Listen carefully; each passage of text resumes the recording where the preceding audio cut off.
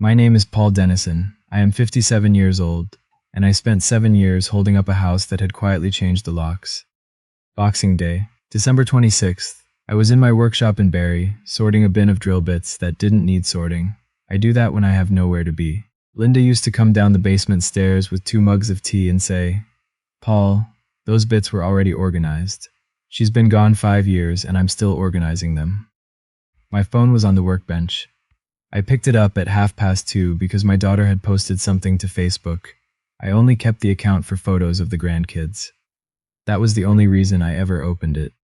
The album loaded slow on the workshop Wi-Fi. 14 photos, my daughter Kristen, my son-in-law Wade, my grandson Leo, 8 years old, with a paper crown from a Christmas cracker still on his head, my granddaughter Maya, 5, asleep on someone's lap in the last few pictures, Wade's parents, Gail and Ted Harmon, his sister, her husband, some faces I didn't know, a long table in Gail's dining room, the good china, those gold Christmas crackers she puts out every year. I scrolled through all 14 photos twice. I was not in one of them. I counted the people at the table, 16. Then I counted the chairs in the background of the wide shot. The one Gail always sets up on a tripod with a 10-second timer. 16 chairs, not a single one empty. That took a moment to land. There is a difference between being forgotten and being counted out. Forgotten means someone will feel bad about it later. Counted out means somebody gave a number to whoever sets the table, and that number was precise, and it did not include you. I didn't comment on the post. I didn't call. I put the phone face down on the workbench and stood there with my hands on the edge of the table for a while, looking at the drill bits. Then I opened my banking app. There were 4 recurring e-transfers on that screen. I looked at them the way you look at a panel you haven't opened in a while, knowing something is wrong before you've confirmed what it is. 3 weeks later, the first one failed to go through, and my phone started ringing. Before I get into what happened, take a second and hit the like button, subscribe if you haven't already, and drop a comment letting me know where you're watching from. Now let me take you back to that Boxing Day, and to the years before it, and to what I should have understood a whole lot sooner than I did. I am a retired general contractor, 31 years, houses, additions, covered decks, the occasional commercial reno. I had 6 guys on payroll at the peak. I sold the business 4 years ago to a young couple from Innisfil who were smarter at 40 than I ever was. I kept the tools in the workshop. Old habits. Linda passed 5 years ago this past November. Breast cancer. We had 30 years together and she handled everything I wasn't any good at. Birthdays, the Christmas list organized by size and preference in a note on her phone, the calls she'd make on my behalf without telling me. When she died, I found her contact list and tried to use it for a while. The sizes stopped being accurate after about 18 months. Kristen is our only child. She married Wade Harmon when she was 26. Decent wedding. I walked her up the aisle at St. Anne's and shook his hand and thought he was a serious young man. He works in commercial real estate, leases, property management, that sort of business. He talks the way men in that industry talk. A lot of phrases that move around the edges of things without ever landing on them. They have Leo and Maya.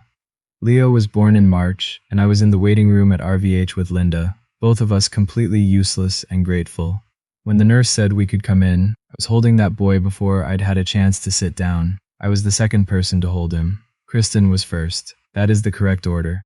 I wrote his name and time of birth on a post-it note in my jacket pocket because I did not want to forget. I still have it in the box on my workbench. Maya came 3 years later. Same hospital, same waiting room. Linda was already sick by then. She held Maya in that hospital chair and said, "Well, that's a good reason." I didn't ask what she meant. I understood what she meant. After Linda passed, I made sure things were covered. Not because anyone asked, because it's what you do when you're the one still standing. Kristen had opened a home goods and gift shop on Dunlop Street 2 years before Linda died. Small place, good taste, bad timing. She signed the lease 6 months before the pandemic. When she came to me scared about rent in late 2021, I set up a recurring e-transfer, $1,100 a month. I told her it was a loan. We both understood it wasn't. Wade's driving record was a problem around the same time. A couple of incidents, his insurance went through the roof. He mentioned it once at dinner in that particular way. Men mention things they want fixed without asking directly. I added him to my policy as a secondary driver.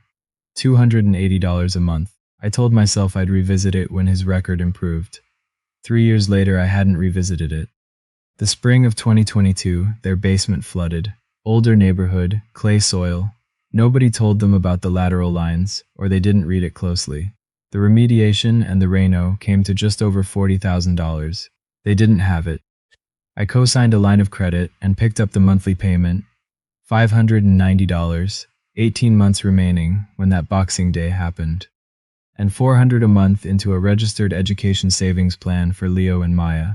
$200 each, which with the Canada Education Savings Grant on top was adding up the right way. I opened the plan myself at the credit union, both of them as beneficiaries. I funded it every month like a hydro bill. I never mentioned it to anyone.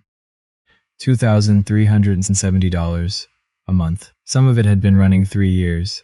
The RESPIP had been running since 2021. I had never brought any of it up at a holiday dinner. Not when Wade made a joke once about contractors and the cash economy. Not when Kristen told me the shop was finally finding its footing. I wasn't looking for acknowledgement. I just didn't want them to fall. That Boxing Day, I sat in my workshop a long time after I put the phone down. There were 2 wrapped presents on the passenger seat of my truck I'd been meaning to drop off for 3 days. A tabletop hockey game for Leo, the kind with the little rod players that actually shoots. A craft kit for Maya with clay that doesn't dry out. I'd spent 40 minutes at the toy store holding 2 versions of the hockey set, comparing them like it mattered which one I picked. It mattered to me. I drove them over the next morning. Kristen's car was in the driveway. She answered the door in her coat, keys already in hand. She said she was just running out, but the kids were inside. She gave me a quick hug and said, "Thanks, Dad," and was back in her car before I'd put 2 words together. I went inside. Their front hallway runs past the kitchen, and there is a wall by the stairs where they pin things, school artwork, photos, Christmas cards. I stood there waiting for Maya to come downstairs. There was a card pinned at eye level, store-bought, the kind with a photo insert. Gail and Ted Harmon in matching burgundy sweaters in front of their fireplace, printed underneath in a script font, with "Love, Grandma and Grandpa Harmon." Beside it, a child's drawing in crayon, Maya's handwriting, Grandma Gail with a heart, then Grandpa Ted with a larger heart, then Gramps, Gail's father who also lives in Barrie and who Maya adores. I stood there for a moment.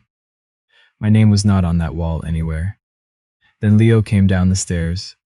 He saw the bag in my hand and his whole face lit up. "Paul, did you get the hockey one?" I went very still. He'd said it the way you say the name of somebody you know well, easy, happy, no hesitation whatsoever. "Paul." "You don't call me Grandpa anymore," I said. I kept my voice as level as I could. He shrugged the way kids shrug when an adult asks about something that got settled a while back. "Mom says Grandpa is for Grandpa Ted. She says it's more respectful." I crouched down. My knees don't love that anymore. When did she say that? I don't know. Before school, I think. He was already pulling tissue paper out of the bag. Maya came around the corner dragging a blanket. When she saw me, her whole face went up. "Grandpa Paul," she announced. Leo corrected her without looking up. "Not Grandpa, just Paul." Maya stopped. She looked at her brother, then at me, waiting for one of us to tell her which one was right. I have thought about that half-second more times than I want to count. I crouched down further. "You call me whatever feels right to you," I told her, "but I want you to know who I am." Leo said okay and sat on the floor with the hockey set. That is exactly the correct amount of concern for an 8-year-old, and I wouldn't change it. I put my hand on his head for a moment and told him to enjoy it. He said, "Thanks, Paul," and pulled the rods out of the box. I got into my truck and sat in their driveway for a while. Then I drove to my sister Margot's place out on Essa Road. Margot is 61. She has a farmhouse with a dog that never stops barking and a daughter in Hamilton. She says the thing that needs to be said out loud. Linda adored her for it. I have spent 20 years learning to appreciate it. She poured tea neither of us drank, and I told her about the Boxing Day album. 14 photos, 16 chairs, 16 people, not one empty seat. I told it the way I'd describe a load-bearing problem to a client. Flat specific, no extras. She didn't say, "Oh, Paul," she didn't reach across the table. "You weren't left out by accident," she said. "Somebody counted." I started to say Kristen had probably just assumed I had other plans. Margot got up and came back with her phone. She turned the screen to face me. Wade Harmon, Facebook. A post from November, 6 weeks before Christmas. Proud to announce I'll be seeking the Ward 4 seat on Barrie City Council this spring. Building a better community starts at home. And in the photo below, Wade and Kristen on Gail's front porch steps. Leo on Wade's shoulders. Maya in Kristen's arms. Gail and Ted flanking them on either side. A family portrait. When did he post this? I said. 6 weeks ago. It hasn't come down. I looked at Maya's dress in the photo. Green plaid. I knew that dress. She'd worn it to her Christmas concert at school. The concert was in November. This was taken before Christmas, I said. Margot set her phone down. The Boxing Day table wasn't the decision, Paul. It was just the announcement. The decision was made in November. She picked up her tea. So, here's what I want to understand. If they'd already decided in November, why were you still sending money in December? My accountant is a man named Sid Ferreira. He's 59. Spent 20 years as a financial manager at a manufacturing plant before going independent. He does my books quarterly and charges me in homemade wine that I drink out of loyalty. I called him Thursday and asked him to come by the workshop. He spread my ledgers across the workbench with his reading glasses down his nose. I was reorganizing the same bin of drill bits. Paul. Yeah. Do you know what you've actually been sending out of here every year? I know the monthly numbers. That's not the same question. He turned the sheet around. He had totaled the personal column and put a box around it, circled it twice, $28,440. I kept looking at the bin. That's this year, he said. The rest goes back to 2021. The rent the same. The line of credit, 18 months. The insurance, 3 years. He took his glasses off. Rough total going back to the beginning? He showed me a number with 6 digits. You pushed your retirement back, he said. Didn't you twice? I had, once when I co-signed the line of credit, once when I absorbed the insurance increase. I hadn't told anyone either time. Linda was already gone by the second. Sid waited. He is very good at waiting. It's why he actually catches fish. What are you going to do? He asked. I told him I wasn't sure yet. That was a lie. I think he knew it was a lie and let me keep it for a while. That Saturday evening I called my daughter. She picked up after 5 rings. There was noise behind her. A restaurant, or maybe Gail's. Voices, glasses. Dad, everything all right? I didn't mention the Boxing Day photos. I had them ready in 20 different sentences, and I used none of them. I was thinking I'd come by for Sunday dinner, I said. See the kids. A pause. A long one. This week is pretty hectic, actually. Wade has this council stuff ramping up, and honestly, it's just going to be chaotic around here. I switched the phone to my other ear. Kristen, what does Leo call me? 3 seconds of background noise. Somebody laughing somewhere. A chair scraping. Don't make this into a thing, Dad. I've got a lot going on right now. I asked you a question. I have to go, they're calling our table. She hung up first. I stood in my kitchen with the phone still against my ear for a few seconds, the way you do. She hadn't asked what I meant. Not what does he call you? Not what are you talking about? She'd said don't make this into a thing. You only say that when you already know the answer. My daughter had known. She'd sat across from me at Maya's birthday dinner in September, and she'd known the whole time. I set the phone down on the counter. Then I opened the banking app for the second time that week. The only light in the kitchen was the one above the stove.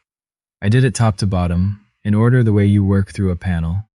Transfer 1. Dunlop Street shop rent, 100. I put my finger on cancel recurring. I could feel my own pulse in my thumb. I pressed it. Transfer 2. Line of credit payment, 590. Cancel recurring. Confirm. Transfer 3 I couldn't do from the app. Monday morning I called my insurance broker, a woman named Debbie who has handled my commercial policy since my first work van. I asked her to remove Wade Harmon as a secondary driver effective immediately. She said written confirmation would go to both addresses on the policy. I said that was fine. Transfer 4 I did not cancel. That money was for Leo and Maya. It had never belonged to their parents. Instead, I drove to my credit union and moved the entire Reaspic balance into a new plan under my name as subscriber. Same beneficiaries, same monthly contributions, same eligibility for the Canada Education Savings Grant, different lock on the door.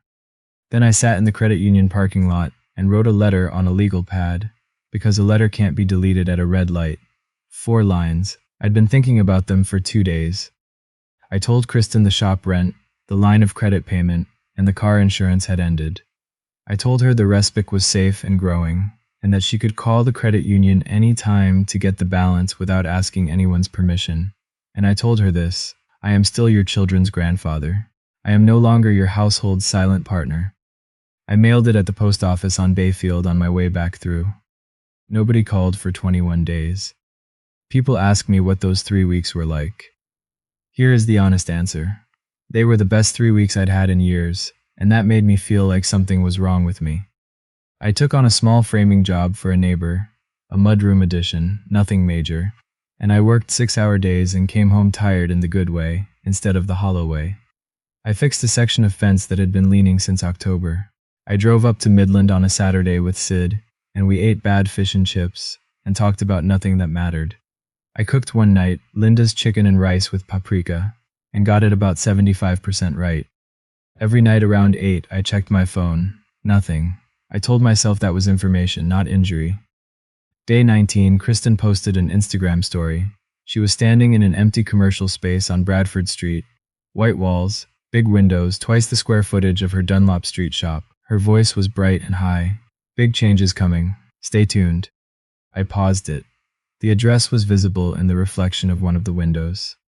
She'd signed a new lease, a bigger one, at a bigger rent, in a month when the $1,100 that had covered her old one was already gone. Either she hadn't opened my letter, or she had, and she hadn't believed it. The 1st of January was a Wednesday. I was applying caulk around a window frame at the neighbor's mudroom addition at 10:15 when my phone buzzed against my hip. Kristen. Dad, I think there's an issue with the bank. The shop rent didn't come through. I read it twice, put the phone in my jacket pocket, and finished the run of caulk. By noon I had 3 missed calls. At 12:40, a text from Wade, long one. He used the word miscommunication twice and the phrase touch base once, and signed it with just his initial, like a man sending a work email. I called at 6 after I'd cleaned up and washed the caulk off my hands. Kristen answered before the first ring finished. Dad, okay, so the bank. There's no bank error, I said. I canceled it. I'm allowed to cancel it. The sound she made I'd heard once before in my life. The night Linda got her diagnosis. You can't just, Dad. I signed a lease on Bradford. I know. You didn't even tell me you were going to do this. I mailed you a letter 3 weeks ago. Then Wade's voice, right up close on the speaker, the way men get when they want to sound calm and be in control at the same time. Paul, hey, let's all just take a breath here. Evening, Wade. I hear you, I do, and I want you to know we've heard you. A pause, and then the shift. Clean, professional. So how long are you planning to keep this up? Because I think there are some straightforward ways we can work through this together. Not what did we do, not we're sorry, how long. He thought this was leverage. He thought I was a contractor who'd walked off a job over an invoice dispute and would be back in my truck by Monday morning. Then he said the thing he should not have said. You're punishing 2 little kids over a Boxing Day dinner. I let that sit on the line for 4 seconds. Let him hear it back. Wade, get a pen. I don't need. I heard a drawer. The kids' resp hasn't stopped, I said. It never stopped. It's in a plan at my credit union with both of them named as beneficiaries, and I'm still putting $400 a month into it. Silence. As of last week, the balance including government grants is just over $31,000. Longer silence. Kristen said something in the background, not to me. When Wade came back, his voice had a different shape to it. You can't manage that account unilaterally. That's not how this works. It's my money. I opened the plan. My name is on it as subscriber. You have never put $1 into it. That's not. In 2023, you and Kristen withdrew $900 from the old account for a trip. I have the statement. That is a very unfair way to characterize what happened. I'm not characterizing anything. I'm telling you exactly why the account moved. Kristen got the phone back. She was crying now. The real kind, not the kind that arrives on a schedule. Dad, please. The kids need. The kids' money is safe, I said. I stopped the money going to the adults. She hung up. I stood in my kitchen with my hands shaking, and I want to be straight with you about that, Because I think people expect the moment you do the right thing to feel like a victory. It didn't feel like anything except finished. Gail Harmon called me on a Tuesday, first time in 3 years. I knew the number because Linda had put it in my phone in 2019. Neither of us had ever used it. She didn't mention money. Not once in the whole call. She talked about family, about how these situations arise in every family, about how the important thing is that children see the adults handling things well. She said the word community twice. She used the phrase the bigger picture. Then she got to the point. Wade is doing his campaign launch at the Legion on the 14th. We'd love to have you there, Paul, your family. Family, said warmly. Genuinely, even. That's what makes someone like Gail effective.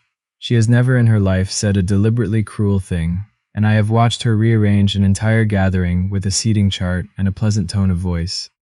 I looked out my kitchen window at the back fence I'd repaired in January. I'd be glad to come, I said. Real relief in her voice. Wonderful. I'll make sure you're on the list. I understood what the invitation was. She hadn't called to make peace. She'd called because in 2 weeks there'd be 60 people in a room at the Legion, and a man who won't answer texts will still have to answer questions in front of 60 people. She was setting a table. She just didn't know I had my own reason to sit at it. On January 8th, the line of credit went into arrears. The lender sends notice to everyone on the agreement as co-signers. Mine arrived Thursday. I read it, put it in the drawer in the kitchen. On January 11th, Wade was pulled over on Kempenfelt Drive for an expired validation sticker. Routine stop. He handed over his license and his insurance slip. The slip looked valid. The policy wasn't. His name had come off my coverage on the 1st of January, and he'd been driving for 11 days on a piece of paper that no longer meant what it said. In Ontario, operating a motor vehicle without valid insurance carries a minimum fine of $5,000 on a first offense, license points, a mandatory suspension, and the notice goes into the public record in a county where Wade Harmon was currently running for city council on the word accountability. It was printed in white letters on every lawn sign he had out. Kristen's text came at 9:52 that night. 3 paragraphs. The line I remember, "You are destroying everything we've worked for because you didn't get invited to one dinner." I drafted 2 different replies and deleted both of them. What I sent was, Debbie at the insurance office mailed Wade a cancellation notice on December 30th. Check the counter by the front door. She didn't answer that night. The next morning, one line, he didn't open it. I've thought about that a lot. Whether he truly hadn't opened it, or whether it sat underneath a campaign flyer for 11 days. Because nobody in that house actually believed the money could stop. People get used to things running the way they've always run. It stops feeling like something anyone decided. It just becomes the way things are. I sent one more text and then put the phone in a drawer. I'm not destroying anything. I stopped holding it up. That's a different thing. She came to my house on a Friday afternoon, 3 weeks after the Legion invitation had been set, crying before she got through the door. I got her the kitchen chair, the good one, and the box of tissues from the bathroom cabinet, and I sat across from her at the table, and I let her talk for a while without saying a word. She talked about Gail. About how Gail organizes every gathering, every birthday, every holiday. About the group chat she's on and the group chat she isn't. About how Wade handles all the finances and she has to clear anything over a couple $100. About how tired she is. About how there is never a decision she gets to make herself. Some of it was true. I could hear which parts. When she stopped talking, I handed her another tissue. I've got one question, I said. One. She looked up. Who taught Leo to call me Paul? Her face did something I hadn't seen since she was 15, and I found out she'd been skipping school. That doesn't matter, Dad. It's the only thing that matters to me right now. I put my phone on the table between us. Tell me who, and I will turn the shop transfer back on tonight, right now, from this phone. You know I don't make offers I don't keep. The kitchen clock ran through its tick. She looked at the phone. She didn't say Gail. She could have said Gail. It would have been simple, and I'd have half believed it, and maybe that would have been enough for both of us to take the easier road. But she just didn't say anything at all. She sat there, and she looked at the phone, and she didn't say Gail. And that's how I found out, sitting at my own kitchen table. Okay, I said, I gave you a real chance. You just turned it down. She stood up to go. At the door, she turned back and said the thing that made me decide I had to go to that Legion event. You never fought for it either, Dad. She had her hand on the frame, voice steady. You never once called to ask why you weren't included. Not once in 3 years. Do you know how that reads? Then she left. The door closed behind her, and I stood in my kitchen at 5 in the afternoon, and I could not dismiss what she'd said, because she wasn't entirely wrong. 3 years of skipped dinners. Gatherings I found out about from Facebook. Holidays where I assumed I wasn't wanted, and never asked whether that was actually true. I made the decision every single time that asking would make me a burden, and being a burden was the one thing I had told myself I would never be. But here's what nobody tells you about staying quiet. People don't read it as dignity, they read it as consent. They take your silence as permission for things to keep going exactly the way they're going. They assume that if you aren't saying anything, you must be fine. Linda used to do the asking for me. Paul wants to know if we're doing Easter at our place this year. And everyone would answer her, and I'd get to keep my mouth shut and still have a seat. She was my interpreter for 30 years, 5 years without her, and nobody was translating for me at all. I got out the notepad from my shirt pocket, the one I keep for measurements and load calculations, and I turned to a clean page and started writing down what I would say if I ever got a room to say it in. I wrote a paragraph and crossed it out. I wrote another and crossed that one out too. This went on for 8 days. I got it down to 5 sentences. 5 was what I could say out loud without my voice deciding to do something else. I know my own limits. Ted Harmon came into my workshop on a Wednesday morning with 2 cups of Tim Hortons and no appointment. We'd been in the same room maybe 30 times over the years. Our entire relationship existed in weather reports and hockey standings. He set a cup on my workbench and stood there with the posture of a man who'd thought about this on the drive over. I need to ask you something straight, he said, and I'd like a straight answer. All right. Boxing Day. Why weren't you there? I looked at him for a moment because I wasn't invited. He set his own cup down carefully, like he was giving himself a second. That's not what I was told. What were you told? Kristen said you had other plans, that you don't love big group things. He rubbed the back of his neck. She said it in the car on the way over. We were 5 minutes from the house. I pulled out my phone. I scrolled up through my message history with Kristen and turned the screen around. Boxing Day this year. Nothing from her, not a word. Christmas Eve, nothing. The weeks before, nothing. I didn't have other plans, I said. He looked at the screen for a moment, handed the phone back. That campaign photo, he said. The one she used for the poster. On our porch steps. Gail organized that. She said it was for the campaign material. I showed up and stood where she told me. He looked at his coffee cup. I didn't know what it was being used for until the signs went up. I nodded. We stood there for a moment. I've got 2 grandkids from my first marriage, he said finally. I see them twice a year if I push for it. He picked up his coffee. I know what a table with your name left off it feels like. He went to the door and turned around. Come to the Legion on the 14th, he said. I'll take care of where you sit. He didn't apologize for what had happened. He hadn't made it happen. He'd just shown up and stood where someone pointed him. The way most of us do most of the time. The night before the Legion event, I ironed a shirt. The dark blue one Linda had bought me at the outlet mall in 2017 for her cousin's retirement dinner that I'd worn maybe 4 times since. She'd had me try it on in the store and said the collar sat right. Margot called while I was doing it. Don't go, she said. I'm going.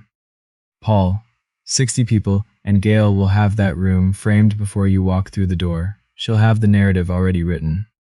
I know. I hung the shirt on the door frame. That's the only place in the world where she can't put me on hold. Margot thought about that. Then she said she'd come with me, and that if I needed to leave early, I should look at her, and she'd start checking her watch. At 9:10 that night, after Margot had gone home, my phone lit up. Gail, I do hope tomorrow evening finds you in good spirits. For everyone's sake, especially the little ones, let's keep things warm and positive. I read it 4 times. Warm. What a word to send a man. I typed, see you at 7, turned the phone face down. Here is what I didn't know that night. Gail had printed a seating chart.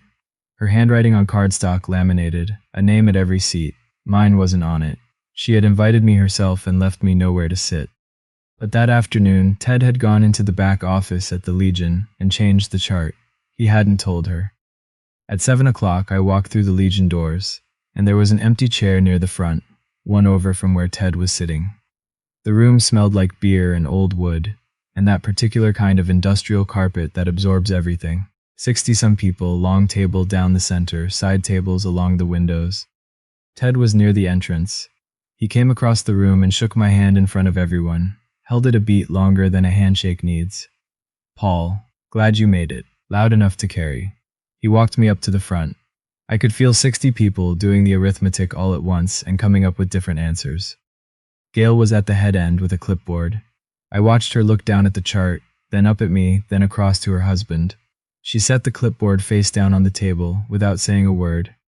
Wade was by the bar with 2 men in button-down collars, the kind who write checks to council campaigns.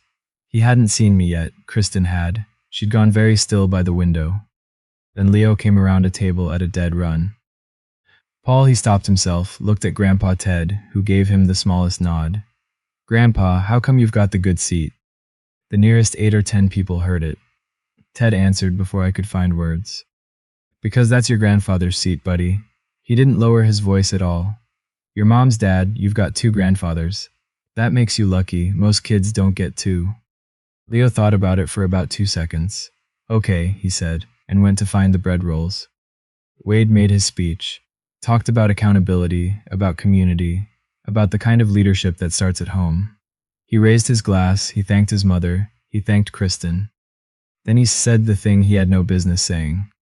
"To everyone who believes that family is about showing up, not about what you put on the table." A polite laugh moved around the room. 15, maybe 20 people. Then it hit a section where nobody laughed at all, and it died there quietly. Kristen was looking at her plate. Margot, 4 seats down, set her fork on the tablecloth without a sound, and looked across the table at me. And here is what I want to tell you about what I felt in that moment, because I've had a year to sort through it carefully, and it wasn't anger, it was relief. Because he had just said the one thing he could not afford to have examined, in front of 60 people, including 2 campaign donors, the Ward 4 community rep, and the principal of Leo's school. He'd put it on the table himself. He'd chosen the subject. I folded my napkin and set it beside my plate. I stood up. "Wait," I said. "Mind if I borrow the microphone for a moment?" In front of 60 people, Gail could not say no. The mic gave a small squeal when it changed hands. Someone near the back said, "Oh boy." Then the room went quiet in the specific way it does when it understands something real is about to happen. I didn't take the notepad out of my shirt pocket. I'd read it enough times. "My name is Paul Dennison. I'm Kristen's father. I'm Leo and Maya's grandfather." A chair creaked. Nobody else moved. "Wade's right. Family is about showing up. I've been showing up for 7 years." I turned so I wasn't facing Wade directly. "For 7 of those years, I've been paying the rent on the shop on Dunlop Street. I've been carrying the line of credit payment on their basement renovation. I've been on the car insurance policy. And I've been making monthly contributions into RESP accounts for both of my grandchildren." I paused. "Last month I stopped 3 of those. The 4th one is still going. That one belongs to Leo and Maya, not to the adults in this room." I looked at Ted. "I wasn't invited to Boxing Day. I didn't come here tonight to embarrass anyone about that." I put my hand on the back of my chair. I just needed a seat at the table. Ted gave me one tonight. Thank you, Ted. I set the microphone down on the table. I sat. 4 seconds, I counted. Then a man at the far end of the room, I found out later he's on the school council with Kristen, started clapping, then the woman across from me, then the table by the windows, then most of the room. It wasn't wild. Nobody stood up. It was 60 people quietly deciding something, which is more final than any standing ovation. Gail did not clap. She was looking at her clipboard, face down on the table beside her plate. Wade went out through the side door by the kitchen. My daughter stayed in her chair. I left before they brought out coffee. I'd said what I came to say. She caught me in the parking lot. "You humiliated me in front of everyone I know. No tears this time." That was how I knew this was the real conversation, finally. I said my name, I said what's true. If the true part was humiliating Meredith, Kristen, I stopped, corrected myself. If it was humiliating, that's not something I did. She stood there with her arms wrapped around herself in the January cold. It was me. She said it flat, like she'd been carrying it a long time and was setting it down. Teaching Leo. Gail kept correcting him at every dinner, right in front of everyone, and he'd look at me after an eye. She stopped.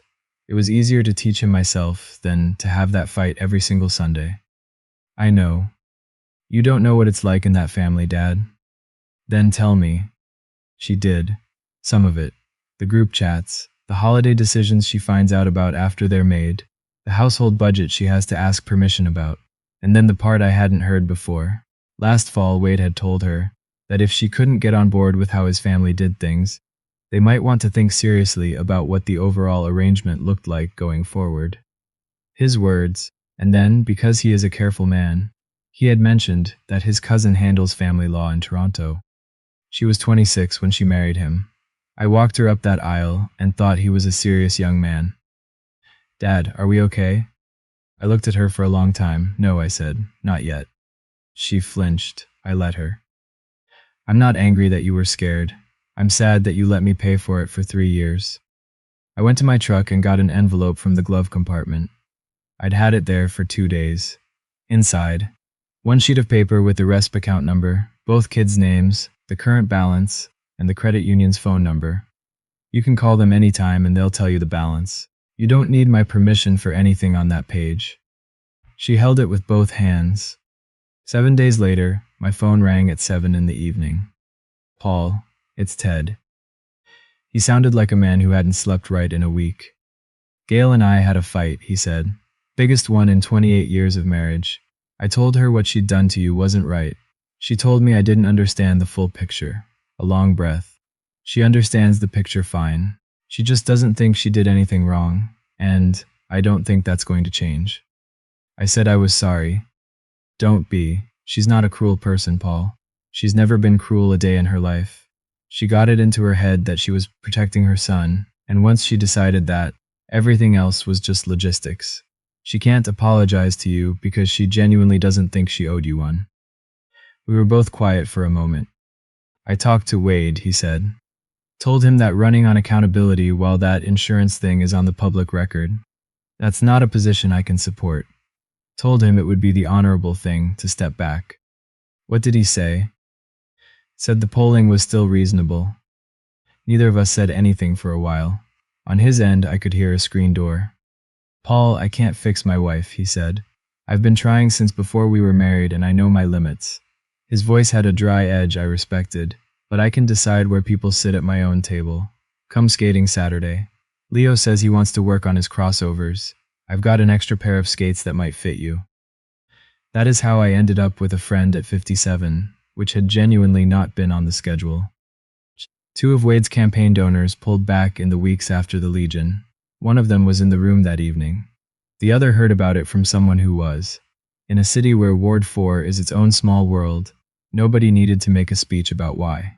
Wade lost the seat in the spring with 29% of the vote. His opponent was a retired school administrator who had, as far as anyone knows, absolutely nothing to do with any of this. 3 weeks after the election, I received an email from Wade. Subject line, moving forward, professional tone, around 300 words. He discussed the unfortunate breakdown in communication. He talked about resetting the relationship for the children's sake. He proposed a coffee meeting on Bradford Street to clear up the misunderstandings. In the second-to-last paragraph, he suggested we explore reinstating the previous financial arrangements going forward. 300 words. Not a single one of them was sorry, not I'm sorry, not I was wrong, not any form of apology to me or to anybody. He had written to a man whose money he wanted. He had not written to his wife's father. I didn't reply. Sid asked me later why not, and I told him the truth. A man that precise with 300 words did not leave the apology out by accident. There was nothing in there to answer. Kristen brought the kids by my workshop on a Thursday in March. She didn't come in. She parked out front, walked them to the door, and went back to her car with the window down. I understood that. Some things you can't be in the room for yet. Maya went straight for the bin of colored wire nuts. She sorts them by color. She's 5. It is a genuinely good system.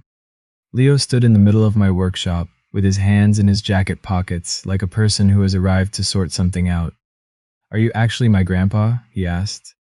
I am. How do I know that? Fair question. Best one anyone had asked in over a year. I reached into my shirt pocket and pulled out the notepad. I flipped back past the measurements and the load calculations to a page near the front, set it on the workbench, and turned it to face him. March 11, 7:24 a.m., 8 pounds 1 ounces, 21 inches, Leo. My handwriting, ballpoint pen, a little unsteady. That's the morning you were born, I said. I wrote it down in the hospital hallway because I didn't want to forget the time. He studied it the way he studies things. He's a reader. He put his finger on the words. You were there? I was the second person to hold you. Your mom was first. That's the right order. His finger stopped on the 7:24. Okay, he said, Grandpa. First time in 14 months. I did not make a thing of it. Want to learn how to use a speed square? I asked. He said, yeah. Maya climbed up on the stool beside us with a fistful of yellow wire nuts and no idea that anything significant had just happened, which is exactly how it should be. Out in the car, Kristen had her hand over her mouth. She came inside when she came back for them. She stood by the workbench with her keys and looked at me for a moment. Are you going to turn any of it back on? I'd been expecting the question. I'd written the answer down. No, I said. She nodded. She'd been ready for that. But I watched something release in her shoulders anyway. Here's what I will do. I pulled the folded page from my jacket pocket. 1. The rest stays with me, and I keep making the monthly contributions. She gets the statements anytime she wants them, and she never needs to ask permission. 2. I take the kids every other Thursday evening. Consistent schedule, not when it's convenient, not when things are calm. Every other Thursday. 3. I am on the list for family holidays before the reservation gets made.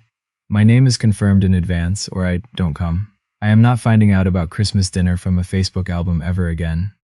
4. I don't lend money. Not to her, not to Wade, not for an emergency, not under any circumstances. If she is in genuine trouble, she calls me and we sit down together and figure out what can actually be done. But the transfers are finished. She read the page twice. That's fair, she said. It isn't generous. It's just honest. I spent 7 years getting those two things confused. She stood there a moment longer. I've been seeing a counselor, she said. In Aurelia, so nobody sees my car there. Does he know? No. I didn't say anything else about that. There are doors you let someone open at their own speed. Are we going to be okay someday, Dad? I thought about it honestly, because she'd earned honesty. I don't know, I said, but we're starting from the right place now. We've never actually done that before. She got in the car. Maya waved out the back window, all the way down the street, until they turned the corner. A year does a lot of quiet work. Kristen and Wade separated in September. I want to be careful how I say this. It was not my doing. I never said one word to my daughter about her marriage, before or after, and I'm not going to begin now. What happened is that she learned to say no, and it turned out that no was a load-bearing wall in that house. The Bradford Street shop fell through. She couldn't cover the new rent without the income she'd been counting on. She went back to a smaller space 2 doors from the original Dunlop Street location. She runs it herself now. No staff, no extra lease. She called me in November to say the quarter had turned a profit. Not a large one. Small enough to be real. She was crying, and it was the good kind. Ted and I skate on Saturday mornings when the ice holds, and Leo comes when he wants to, which is most weeks. He's improving on his crossovers. I am too, which I did not expect at 57. Gail and I don't speak. I see her occasionally at the grocery store on Bayfield. She nods. I nod. I've made my peace with that arrangement. The rest crossed $38,000 in the spring. I still put $400 in on the first of every month. I have never mentioned that balance to anyone in this story except Margot and Sid, and now you. Boxing Day came around again. I went to the workshop. I want to be honest about that, because I think people expect the man at the end of a story like this to have been transformed into someone different. I hadn't been. It was 10:30 on December 26th, and I didn't know what else to do with myself.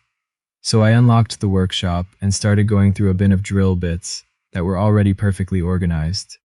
At 11:15 my phone rang, video call, Leo's face about 4 inches from the camera, mostly forehead and one eyebrow.